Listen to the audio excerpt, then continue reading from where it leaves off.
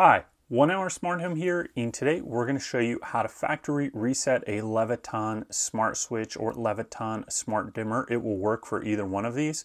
And so if you moved into a home with one of these and you want to get them set up, or for whatever reason you need to get yours connected to the app again, we'll show you how to do that. So the first thing you need to do to delete all settings on the device is press up here in the top for 7 seconds. So you're just going to press and hold down until you see the light start blinking down below.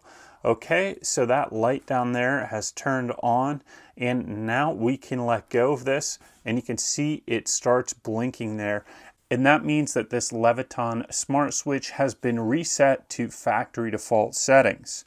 Now, if we want to set up this Leviton Smart Switch so that we can use it, we're going to need to download the Leviton app, which we've done here. Just open up the app and you're going to have to create a username and password. But once you've done that, you click in the upper right hand corner on this plus symbol, and then you're going to click on Add a Device.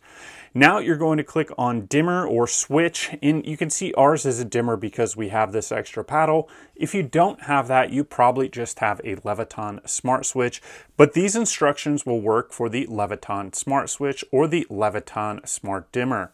So we're going to click on dimmer here, and then it wants you to choose between first or second generation or no neutral. Now, if you don't know which one this is, what you can do is take off the cover plate here, and it will have this writing right on there, DW1KD or D26HD or DN6HD. But I know which one this is. It's the second gen, so I'm going to click on that right here and then click Yes, let's go. Okay, it says it found the product and is ready for setup. So we just click on that device there to select it and click Next. Now we need to click Looks Good. All right, it found our Wi-Fi network, and you may need to enter your password to your Wi-Fi network or select your Wi-Fi network if you haven't done so already. But we're going to click Looks Good, and then we're just going to let this device set up. Now we get to choose an icon. We're going to click Save, and we're just going to leave this as dimmer. Click Next, and then we can create a room. We're going to skip this for now, and then it says Works with my Leviton. We're going to finish.